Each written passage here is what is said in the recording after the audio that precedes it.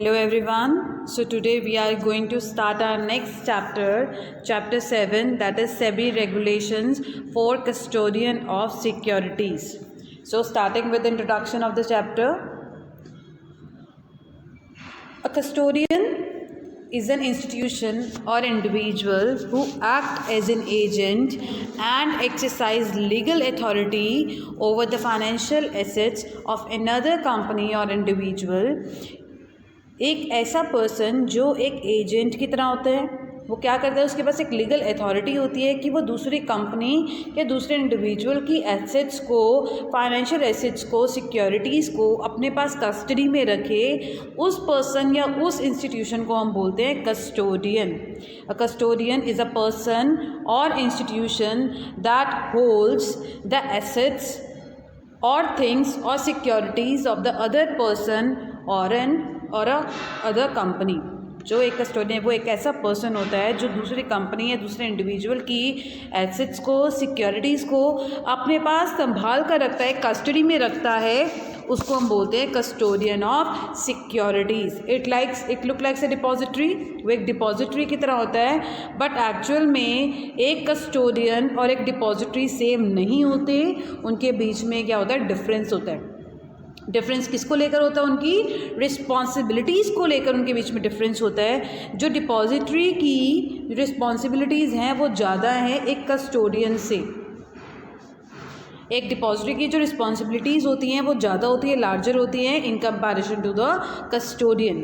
एक कस्टोडियन अपने पास एसेट्स और फाइनेंशियल सिक्योरिटीज़ को अपने पास कस्टडी में रखता है, बट एक depository custodian means a custody financial securities की कस्टडी के साथ साथ उस कंपनी की एसेट्स और लायबिलिटीज़ को भी अपने पास कस्टडी में रखता है। The depository has larger responsibilities than custodian, and the custodian only holds assets and financial securities, whereas depositories hold control over the assets and liabilities in addition to custody. Means वो securities की custody तो अपने पास रखते ही हैं, but उसके साथ साथ वो उस कंपनी की एसेट्स एंड लायबिलिटीज़ को भी अपने पास क्या रखते हैं, कस्टडी में रखते हैं। तो रिस्पॉन्सिबिलिटीज़ एक डिपॉजिटरी की वाइडर है एक कस्टोडियन से। एक कस्टोडियन का मेन काम क्या होता है कि एक कंपनी की या एक पर्सन के, इंडिविजुअल की फाइनेंशियल सिक्योरिटीज़ को अपने पास कस्टडी में रखना, that is custodian of securities. See the definition. Custodian of securities means any person who carries or proposes to carry on the business of providing custodial services. कि custodian वो person होता है या वो individual या वो institution होता है जो एक पर्सन को या दूसरी कंपनी को कस्टोडियल सर्विसेज प्रोवाइड करते हैं, that is custodian of. Custodial services means safe keeping of securities of a client or a gold related instruments or title deeds of instruments or title deeds of real estate assets and providing incidental services। कि main custodial services का मतलब क्या होता है कि आप एक client की सिक्योरिटीज़ को सेफली अपने पास संभाल कर रखते हो, सेफ कीपिंग ऑफ सिक्योरिटीज़। अब वो सिक्योरिटीज़ कौन कौन सी हो सकते हैं, गोल्ड रिलेटेड हो सकते हैं इंस्ट्रूमेंट्स, टाइटल डीड्स हो सकती हैं, आपकी title deeds of real estates हो सकते हैं। वो क्या होती है, सारी अपने पास क्या रखते हैं, संभाल के रखते हैं। कौन, कस्टोडियन। किसके बिहाफ पर, एक क्लाइंट के बिहाफ पर। तो जो वो सर्विसेज देते हैं उन सर्विसेज को हम बोलते हैं कस्टोडियल सर्विसेज। नेक्स्ट देखो, what are the function of custodial services. Maintain accounts of securities और गोल्ड रिलेटेड इंस्ट्रूमेंट्स और title deeds of real estates of assets of a client. कि एक क्लाइंट ने एक कस्टोडियल के पास अपनी कौन कौन सी सिक्योरिटीज़ अपने पास संभाल कर रखी हैं, सेफ कीपिंग में रखी है। गोल्ड रिलेटेड कोई इंस्ट्रूमेंट्स है, कोई टाइटल डीड्स है रियल इस्टेट से रिलेटेड, तो उन सबका वो क्या रखता है अपने पास, प्रॉपर अकाउंट मेंटेन्ड करके रखता है। कौन, कस्टोडियन। सेकेंड फंक्शन उसका क्या होता है, कलेक्टिंग द बेनिफिट्स और rights accruing to the client respect of securities. कि सिक्योरिटीज़ से रिगार्डिंग अगर एक क्लाइंट के कोई बेनिफिट्स उन्होंने रिसीव करने हैं तो उनके बिहाफ पर वो बेनिफिट्स और वो राइट जो भी काम होता है उन सिक्योरिटीज से रिलेटेड एक क्लाइंट के बिहाफ पर कौन करता है, कस्टोडियन करता है। Next, keeping the client inform to the action taken और to be taken by the issuer of the securities, कि जो उसका सिक्योरिटीज़ का जो इशूअर है, जो कंपनी है जिन्होंने वो सिक्योरिटीज़ इशू करी हैं, वो क्या एक्शन लेने वाले हैं उनके बारे में इन्फॉर्म कौन करता है? कस्टोडियन करता है क्लाइंट को। Last, maintaining and reconciling records of the services referred above, कि प्रॉपर रिकॉर्ड्स को मेंटेन करना, उनको रिकनसाइल करना रिकॉर्ड्स को, ये सब काम कौन करेगा? एक कस्टोडियन करेगा। तो ये थे आपके फंक्शंस ऑफ कस्टोडियन। नेक्स्ट हम स्टार्ट करते हैं जो main topic, that is what are the regulations for custodian of securities. जैसे कौन से इंडिविजुअल हैं, कौन से इंस्टीट्यूशंस हैं जो कस्टोडियन एज अ कस्टोडियन की तरह काम करना चाहते हैं, उनको कैसे ग्रांट मिलती है, उनका वैलिडिटी पीरियड क्या होता है। तो ये सब हम स्टार्ट करते हैं फर्स्ट रेगुलेशन से, that is application for grant of certificate under section 3। वो पर्सन जो कस्टोडियन ऑफ सिक्योरिटीज़ की तरह काम करना चाहता है, उसको क्या करना पड़ेगा? बोर्ड को एक एप्लीकेशन लिखनी पड़ेगी, या फिर वो बिजनेस फर्म्स जो पहले से ही रेगुलेशंस, कस्टोडियन ऑफ सिक्योरिटीज़ की रेगुलेशंस बनने से पहले अगर कोई बिजनेस पहले से ही कस्टोडियन की तरह काम कर रही है, तो उसको विद इन 3 मंथ्स एक बोर्ड को क्या लिखनी पड़ेगी? एक एप्लीकेशन लिखनी पड़ेगी इन द प्रिस्क्राइब्ड फॉर्म ए। जो बोर्ड ने स्पेसिफाई किया फॉर्मेट, उस फॉर्म ए की फॉर्म में उनको एप्लीकेशन बोर्ड को लिखनी पड़ेगी विद प्रिस्क्राइब्ड फीस में। जो भी उनको साथ में फ़ीस पे करनी है एप्लीकेशन के, वो फ़ीस भी वो उनको बोर्ड को पे करेंगे। That is application for grant of certificate. Next regulation आती है आपकी application to confirm to requirements under section 4, कि वो एप्लीकेशंस जो इनकम्प्लीट है, या फिर कि जो बोर्ड ने स्पेसिफाई किया है इन्फॉर्मेशन बताने के लिए एप्लीकेशन में, अगर वो प्रॉपर एप्लीकेशन में वो इन्फॉर्मेशन नहीं देते हैं, तो उन एप्लीकेशंस को क्या कर दिया जाता है? रिजेक्ट कर दिया जाता है। बट उनकी एप्लीकेशन को रिजेक्ट करने से पहले उनको एक अपॉर्चुनिटी दी जाती है कि अगर आपने वो स्पेसिफाई नहीं किया तो आप उन इन्फॉर्मेशन को स्पेसिफाई कीजिए। अगर वो फिर भी नहीं करते हैं तो उन एप्लीकेंट्स की एप्लीकेशंस को क्या कर दिया जाता है? रिजेक्ट कर दिया जाता है। नेक्स्ट आता है आपका furnishing of information, clarification and personal representation under section 5। अगर बोर्ड चाहे तो अगर बोर्ड को एप्लीकेशन अप्रूव करने से पहले कुछ फर्दर इंफॉर्मेशन चाहिए, कुछ क्लैरिफिकेशन चाहिए regarding the matters relevant for custodian of services securities, कि कस्टोडियन बनने के लिए अगर उनको फर्दर कोई इन्फॉर्मेशन, कोई क्लैरिफिकेशन चाहिए एप्लीकेंट की, तो एक एप्लीकेंट को वो सारी इन्फॉर्मेशन, सारी क्लैरिफिकेशन बोर्ड को देनी पड़ेगी, तभी उसकी एप्लीकेशन को क्या किया जाएगा? कंसीडर किया जाएगा।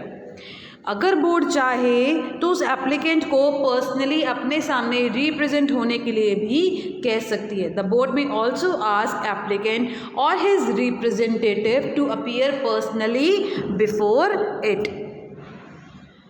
नेक्स्ट रेगुलेशन आती है आपकी consideration of application for grant of certificate. अब क्या क्या कंसिडरेशंस होती हैं, क्या क्या रिक्वायरमेंट्स हमें पूरी करनी है, तो उसके बाद ही एक एप्लीकेंट के एप्लीकेशन को क्या मिलता है? ग्रांट मिलता है, that is grant of certificate. The board shall take into consideration all those matters which are relevant to the activities of a custodian of securities, कि एक बोर्ड ये चेक करता है एप्लीकेशन को ग्रांट देने से पहले कुछ एक कंडीशंस होते हैं, कंसिडरेशंस होते हैं, उनको चेक करने के बाद ही उस एप्लीकेंट को सर्टिफिकेट दिया जाता है। अब क्या क्या रिक्वायरमेंट्स हैं? एक बोर्ड ये चेक करता है कि एक एप्लीकेंट के पास प्रॉपर कैपिटल रिक्वायरमेंट्स हैं या नहीं हैं, या फिर एप्लीकेंट के पास प्रॉपर नेसेसरी इंफ्रास्ट्रक्चर है या नहीं है, इंफ्रास्ट्रक्चर फैसिलिटीज़ वो चेक करता है। उसके पास अगर एम्प्लॉयज़ हैं तो क्या वो एम्प्लॉयज़ एडिक्वेट हैं, इतने कॉम्पिटेंट हैं कि वो एक कस्टोडियन के बिजनेस को मैनेज कर पाएँ। Whether the applicant has prepared complete manual, जो एप्लीकेंट है क्या उसने कुछ मैनुअल तैयार किया है कि किस तरीके से वो काम करेगा, कुछ प्रोसीजर बनाए हैं, उनको चेक करता है। वो ये चेक करता है कहीं एप्लीकेंट को कभी बोर्ड ने रिजेक्ट तो नहीं की उसकी एप्लीकेशन, पहले उस कंसिडरेशन को चेक किया जाता है। whether the applicant, his directors, his principal officers और its employees have been convicted for moral turpitude और एनी इकोनॉमिक ऑफेंस, कि कभी उनके ऊपर कोई केस तो नहीं हुआ, कोई मोरल टर्पिट्यूड तो उन्होंने नहीं किया, कि एक जो एप्लीकेंट है वो फिट और प्रॉपर पर्सन है या नहीं है, या फिर अगर उनको जो ग्रांट ऑफ सर्टिफिकेट दिया जाए तो वो ये चेक करता है कि जो एप्लीकेंट काम करेगा वो इन्वेस्टर्स के इंटरेस्ट को ध्यान में रखकर करेगा। तो ये सारी कंसीडरेशंस चेक करने के बाद बोर्ड क्या करती है, उस एप्लीकेंट के सर्टिफिकेट को ग्रांट कर देती है कि वो एक कस्टोडियन ऑफ सिक्योरिटीज़ की तरह काम कर सकते हैं। तो अब हम नेक्स्ट पढ़ते हैं कि कैपिटल रिक्वायरमेंट्स कौन सी हैं, कौन कौन सी कैपिटल रिक्वायरमेंट्स को एक कस्टोडियन को पूरा करना पड़ता है। What are the capital requirements under section 7। अब वो पर्सन जो एक कस्टोडियन बनना चाहता है उसके पास कम से कम नेटवर्थ कितनी होनी चाहिए, 50 करोड़ की, 50 करोड़ की उसके पास नेटवर्थ होनी चाहिए। और अगर कोई ऐसा कस्टोडियन है जो पहले से ही काम कर रहा है, पहले से ही कस्टोडियन की तरह वो काम कर रहा है before implementation of these regulations, तो उस कस्टोडियन को अपनी जो नेटवर्थ है वो 50 करोड़ तक करनी पड़ेगी। अगर नहीं है विद इन 1 ईयर के अंदर अंदर उसको अपनी जो उसकी जो रिक्वायरमेंट्स है, उसकी जो नेटवर्थ है वो 50 करोड़ उसको करनी पड़ेंगी। और इस 1 ईयर के टाइम पीरियड को एक्सटेंड भी किया जा सकता है अप टू 5 ईयर्स, कि मैक्सिमम 5 ईयर्स में उसको जो एक कस्टोडियन की तरह जो काम कर रहा है पहले से ही, उसको कम से कम अपनी जो नेटवर्थ है वो 50 करोड़ करनी पड़ेगी। तो ये थी आपकी capital requirements. Now next regulation is your procedure and grant of certificate, that is section 8, कि अगर बोर्ड सेटिस्फाई हो जाता है सारी कंसिडरेशन चेक करने के बाद, कैपिटल रिक्वायरमेंट्स को चेक करने के बाद, तो वो एक एप्लीकेंट को क्या कर देता है, ग्रांट दे देता है सर्टिफिकेट के लिए। मीन्स उसको सर्टिफिकेट मिल गया कि वो एक कस्टोडियन की तरह काम कर सकता है। तो जब उसको ग्रांट मिल जाती है तो उसकी बोर्ड इंटीमेशन किसको देती है, एप्लीकेंट को देती है। जब एक एप्लीकेंट को इंटीमेशन मिल गई कि मेरी एप्लीकेशन अप्रूव हो गई है, मैं कैपिटल रिक्वायरमेंट्स को पूरा कर रहा हूँ, फिर वो इंटीमेशन के बाद एप्लीकेंट को क्या पे करनी पड़ती है, एप्लीकेशन फ़ीस। जो स्पेसिफाई की गई है बोर्ड ने, उस स्पेसिफाइड फ़ीस को उनको पे करना पड़ता है। तो उसके बाद उसको फॉर्म बी की फॉर्म में एक सर्टिफिकेट ग्रांट किया जाता है। In the form of form B की फॉर्म में उसको वो सर्टिफिकेट ग्रांट किया जाता है, certificate to act as a custodian of securities. अब सर्टिफिकेट मिलने के बाद, रजिस्ट्रेशन सर्टिफिकेट मिलने के बाद, अगर बोर्ड चाहे तो वो एक एप्लीकेंट पर कुछ एक रिस्ट्रिक्शंस लगा सकती है। Restriction to act related to the matters of custodial services, related to the securities in respect of gold और गोल्ड रिलेटेड इंस्ट्रूमेंट्स के रिगार्डिंग, अगर वो चाहे तो वो कुछ एक रिस्ट्रिक्शंस एप्लीकेंट के ऊपर लगा सकती है। तो that is procedure and grant of certificate under section 8। तो नेक्स्ट हम स्टार्ट करें condition of certificate. First is your it shall not commence any activities unless it fulfils the capital requirement, कि एक एप्लीकेंट जिसको सर्टिफिकेट ग्रांट किया गया है वो कोई और काम नहीं करेगा, कोई और एक्टिविटीज़ नहीं करेगा, कब तक, जब तक वो उस कैपिटल रिक्वायरमेंट्स को पूरा नहीं करता। या फिर कि जो भी एक्ट में, रेगुलेशंस में जो रूल्स एंड रेगुलेशन, जो प्रोविजंस लिखे गए हैं, उन सारे प्रोविजंस को वो फॉलो करेगा। कस्टोडियल सर्विसेज के लिए वो सिर्फ वैलिड एग्रीमेंट में एंटर होगा क्लाइंट के साथ, उसे हर क्लाइंट के साथ एक वैलिड एग्रीमेंट करना है। और जो बोर्ड ने एनुअल फीस स्पेसिफाई की है उस फीस को वो पे करेगा एनुअली। इन केस अगर एप्लीकेंट ने कोई फॉल्स या मिसलीडिंग कोई इन्फॉर्मेशन दी थी पहले एप्लीकेशन फिल करते टाइम, तो उस इन्फॉर्मेशन के बारे में वो बोर्ड को रिटर्न में इंटीमेट करेगा, उसको बताएगा। It shall not carry on any other activity than financial services in addition to custodial services, कि कस्टोडियन सिर्फ फाइनेंशियल सर्विसेज रिलेटेड एक्टिविटीज़ में एंटर कर सकता है। इसके अलावा कस्टोडियल सर्विसेज के साथ वो कोई और एक्टिविटीज़ नहीं कर सकता। कस्टोडियल सर्विस के साथ सिर्फ वो फाइनेंशियल सर्विसेज से रिलेटेड जो एक्टिविटीज़ हो सकती हैं, सिर्फ उसमें वो एक्टिविटीज़ वो कर सकता है, उसके अलावा कोई और एक्टिविटीज़ नहीं करेगा। नेक्स्ट जो आपका आता है that is period of validity. Every certificate granted shall be valid unless it is suspended और कैंसल्ड बाय द बोर्ड। कि एक सर्टिफिकेट तब तक वैलिड होता है जब तक बोर्ड चाहे, जब तक बोर्ड उसको कैंसिल नहीं कर देती या फिर उसको सस्पेंड नहीं कर देती उस सर्टिफिकेट को, तब तक वो जो सर्टिफिकेट है कस्टोडियल का वो क्या रहता है, वैलिड रहता है। नेक्स्ट रेगुलेशन आ गया आपकी procedure where certificate is not granted. ऐसे कौन सा टाइम पीरियड होता है जिस टाइम पीरियड पे एक सर्टिफिकेट को ग्रांट नहीं किया जाता, that is regulation number 10। Now in case कि अगर बोर्ड को लगे कि उस एप्लीकेंट के सर्टिफिकेट को हमें ग्रांट नहीं करना चाहिए, तो बोर्ड अगर चाहे तो उस एप्लीकेंट की एप्लीकेशन को रिजेक्ट भी कर सकती है। रिजेक्ट करने से पहले उस एप्लीकेंट को एक अपॉर्चुनिटी दी जाएगी, रीजनेबल अपॉर्चुनिटी दी जाएगी अपने आप को प्रेजेंट करने की, ठीक है। फिर जो बोर्ड का डिसीजन होगा, फाइनल डिसीजन होगा, वो कितने दिन में देते हैं, विद इन 30 डेज वो अपना डिसीजन लेती है उसकी अपॉर्चुनिटी देने के बाद कि उसने उसके सर्टिफिकेट को एक्सेप्ट करना है या फिर रिजेक्ट करना है। तो 30 डेज के बीच में बताएगा। अगर एक बार एप्लीकेंट की एप्लीकेशन रिजेक्ट हो गई, अगर वो दोबारा से एप्लीकेशन देना चाहता है तो जिस दिन उसकी एप्लीकेशन रिजेक्ट हुई है उसके विद इन 30 डेज वो दोबारा से अपनी एप्लीकेशन को सबमिट करा सकता है और बोर्ड भी उस एप्लीकेंट की एप्लीकेशन को रिकंसीडर करती है, दोबारा से उसको चेक करती है। फिर जो भी डिसीजन होता है उसके डिसीजन को कि उसकी एप्लीकेशन दोबारा से एक्सेप्ट हुई है, रिजेक्ट हुई है, उसको रिटर्न में उस एप्लीकेंट को कम्युनिकेट किया जाता है। Next regulation is your effect of refusal to grant certificate, that is regulation और सेक्शन नंबर 11। किसी भी टाइम अगर बोर्ड चाहे तो वो किसी भी एप्लीकेंट की एप्लीकेशन को रिजेक्ट कर सकती है। द एप्लीकेंट शेल कीजीज, तो उसके बाद एक एप्लीकेंट एक कस्टोडियन ऑफ सिक्योरिटीज़ की तरह काम नहीं कर सकता। जिस दिन उसको रिसिप्ट मिली है, कम्युनिकेट किया गया है कि आपकी एप्लीकेशन को रिजेक्ट कर दिया गया, आपकी ग्रांट ऑफ सर्टिफिकेट को रिजेक्ट कर दिया गया है, उसके बाद वो पर्सन, वो एप्लीकेंट एक कस्टोडियन ऑफ सर्विसेज की तरह काम नहीं कर सकता। तो अगर उस पर्सन के पास, उस एप्लीकेंट के पास कुछ रिकॉर्ड्स हैं, कुछ डॉक्यूमेंट्स हैं, कुछ सिक्योरिटीज़ हैं जो उसकी कस्टडी में है, कंट्रोल में है, जो वो एक कस्टोडियन ऑफ सर्विसेज की तरह जब वो काम कर रहा था, तो उन सारे रिकॉर्ड्स को, डॉक्यूमेंट्स को, सिक्योरिटीज़ को क्या कर दिया जाएगा, बोर्ड को ट्रांसफ़र कर दिया जाएगा। नेक्स्ट आपका रेगुलेशन आता है that is regulation code of conduct regulation section number 12। अब एक कस्टोडियन को क्या कोड ऑफ कंडक्ट फॉलो करना पड़ता है? The custodian security shall maintain the highest standard of integrity, fairness and professionalism in discharge of his duties. कि वो जो भी काम कर रहे हैं वो प्रॉपर तरीके से करें, इंटीग्रिटी से करें, फेयरनेस से करें, प्रोफेशनलिज्म से उनको काम करना है। The custodian security shall be prompt in distributing dividends, कि अगर उनको अपने क्लाइंट्स को कुछ डिविडेंड्स डिस्ट्रीब्यूट्स करने हैं, इंटरेस्ट पे करने हैं, कुछ इनकम्स एक्रूअल्स हैं जो उनको पे डिस्ट्रीब्यूट करनी है अपने क्लाइंट्स को, तो वो प्रॉपर टाइम से डिस्ट्रीब्यूट करेंगे। The custodian of security shall B continuously accountable for the movement of securities in and out of custody account, कि अगर उसकी एक क्लाइंट की कस्टडी अकाउंट में से कुछ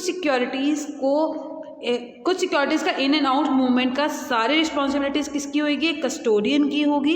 वो प्रॉपर तरीके से उनके अकाउंट्स को ऑडिट करवाएगा और जिस टाइम पर क्लाइंट को अगर कोई भी किसी भी तरह की अपने अकाउंट से रिलेटेड इन्फॉर्मेशन चाहिए या फिर सेबी को कोई इन्फॉर्मेशन चाहिए, तो कस्टोडियन को वो सारी इन्फॉर्मेशन सेबी को या क्लाइंट को एज पर देयर डायरेक्शन उनको वो प्रोवाइड करनी पड़ेगी। उसका प्रॉपर एडिक्वेट इंफ्रास्ट्रक्चर होना चाहिए ताकि वो कस्टोडियल सर्विसेज को अच्छे से कर सके।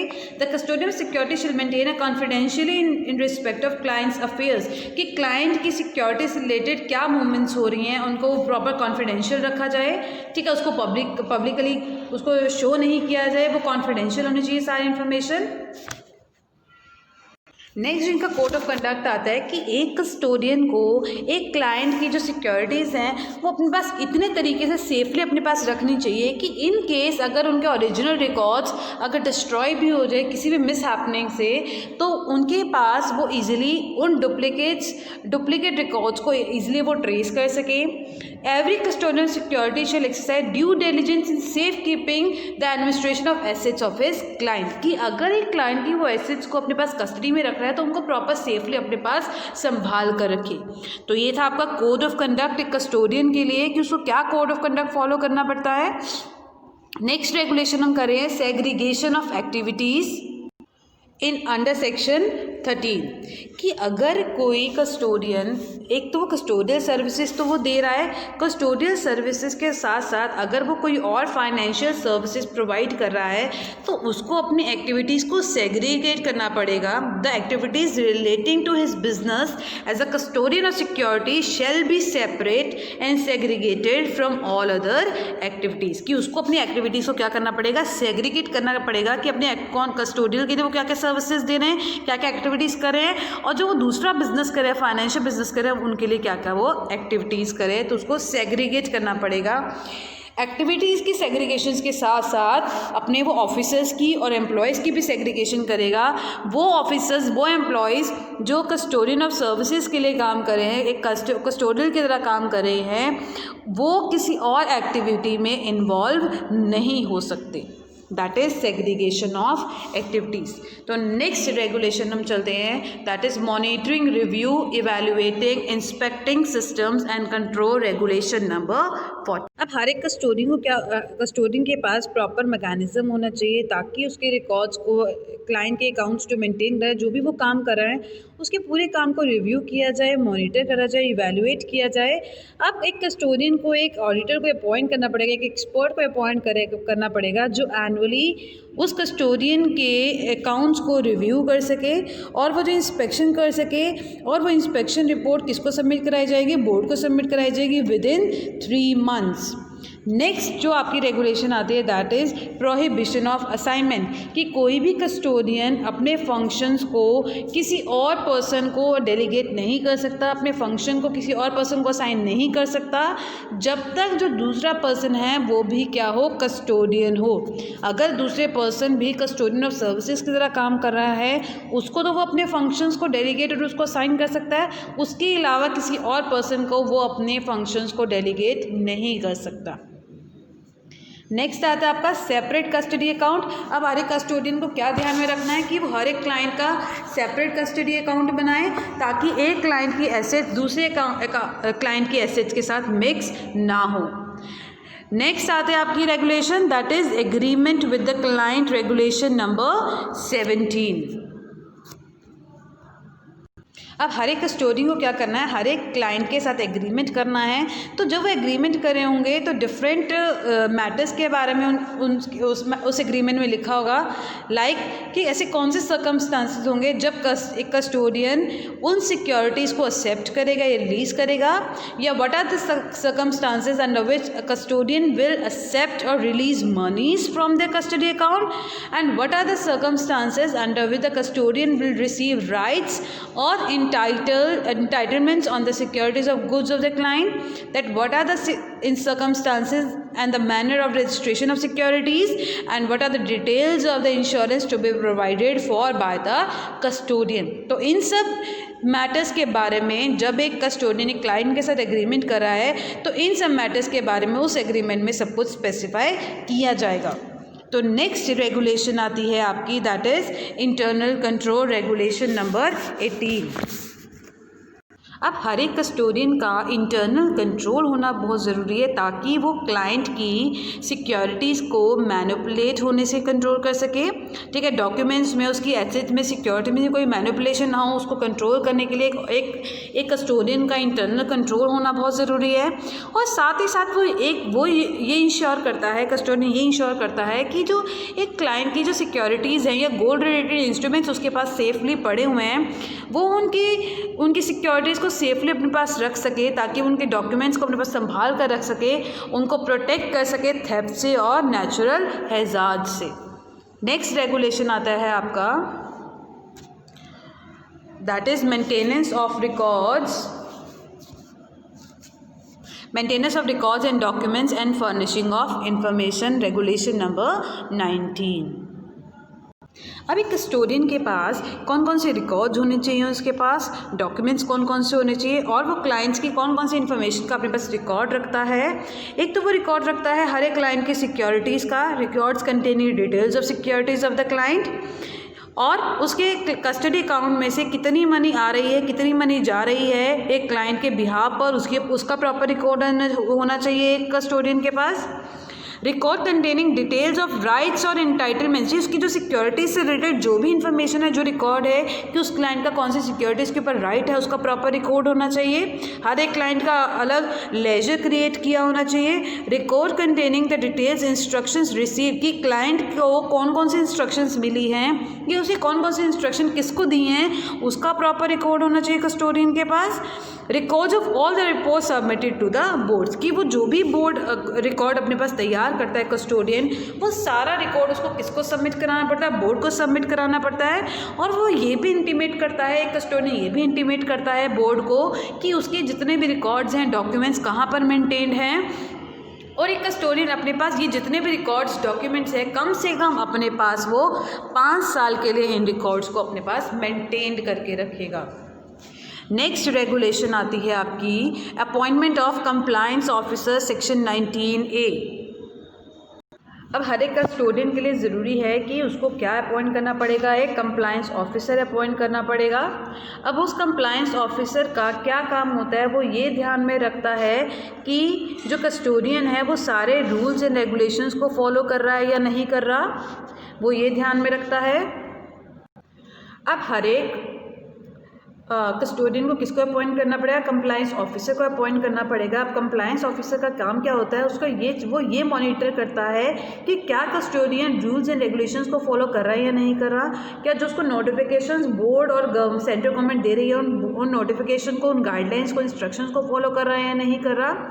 अगर किसी भी टाइम उसको ये लगता है कि ये जो कस्टोडियन है वो इन गाइडलाइंस को फॉलो नहीं कर रहा, तो डायरेक्टली वो किसको रिपोर्ट करता है, बोर्ड को रिपोर्ट करता है। अब इस ऑफिसर का मेन काम ये होता है कि जब भी उसको ऑब्जर्वेशंस लगती है तो वो इंडिपेंडेंटली और डायरेक्टली किसको रिपोर्ट करेगा, वो बोर्ड को रिपोर्ट करेगा, अगर किसी भी टाइम उसको लगता है कि कस्टोडियन उन गाइडलाइंस को फॉलो नहीं कर रहा। नेक्स्ट रेगुलेशन आती है आपकी information to the board, that is section number 20। अब किसी भी टाइम अगर बोर्ड चाहे तो कस्टोडियन से किसी भी तरह की इन्फॉर्मेशन मांग सकती है, और एक कस्टोडियन की ड्यूटी है कि उसको वो information with in specified time period board को, वो स्पेसिफिक टाइम पीरियड में वो इन्फॉर्मेशन किसको देनी है, बोर्ड को देनी है। नेक्स्ट आता है boards right to inspect, regulation number 21। अब बोर्ड क्या करती है, एक या एक से ज़्यादा इंस्पेक्टिंग ऑफिसर्स को अपॉइंट करती है ताकि वो कस्टोडियन की बुक्स ऑफ अकाउंट्स को, रिकॉर्ड्स को, डॉक्यूमेंट्स को की इंस्पेक्शन कर सके। वो ये चेक करती है कि जो कस्टोडियन अकाउंट्स, रिकॉर्ड्स और डॉक्यूमेंट जो मेंटेन कर रहा है, क्या वो स्पेसिफाइड मैनर में मेंटेन कर रहा है या नहीं कर रहा, क्या इन्वेस्टर्स की कंप्लेंट्स को इन्वेस्टिगेट, उनको सॉल्व किया जा रहा है या नहीं किया जा रहा, और जो प्रोविज़न, जो एक्ट में प्रोविजंस, रेगुलेशंस लिखी गई हैं, क्या एक कस्टोडियन उन प्रोविजंस को, उन रूल्स रेगुलेशंस को फॉलो कर रहा है या नहीं कर रहा, या फिर to investigate suo moto in the affairs of custodian the interest of the securities market और इन्वेस्टर्स, कि ऐसे कुछ मैटर्स हैं जिसमें कोर्ट ने कोई एक्शन लिया हो उसके अगेंस्ट, एक कस्टोडियन के अगेंस्ट, उन सारे मैटर्स को इन्वेस्टिगेट कौन करता है, बोर्ड करता है। किसके थ्रू करता है, इंस्पेक्टिंग ऑफिसर्स के थ्रू उनके रिकॉर्ड्स को, उनकी बुक्स को, डॉक्यूमेंट्स को इंस्पेक्ट किया जाता है।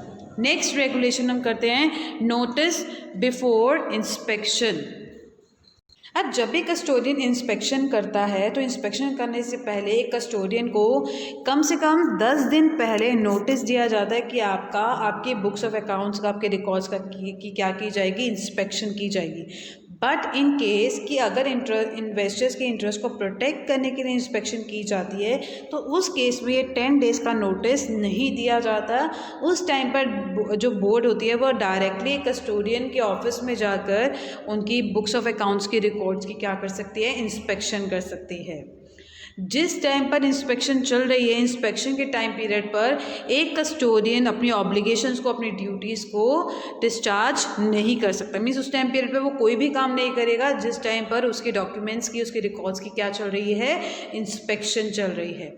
नेक्स्ट रेगुलेशन आती है आपकी obligation of the custodian on inspection by the board, section number 20। Now in case of inspection, अब ये हर एक कस्टोडियन की, उसके डायरेक्टर की, ऑफिसर की, एम्प्लॉयज़ की ड्यूटी है कि इंस्पेक्शन करने के लिए एक इंस्पेक्टिंग ऑफिसर को अगर किसी भी अकाउंट्स की रिकॉर्ड्स की जितने भी डॉक्यूमेंट्स हैं उसके वो सारे डॉक्यूमेंट्स उनको दिखाए जाएँ, उनके सामने उनको दिए जाएँ ताकि वो इंस्पेक्शन कर सके।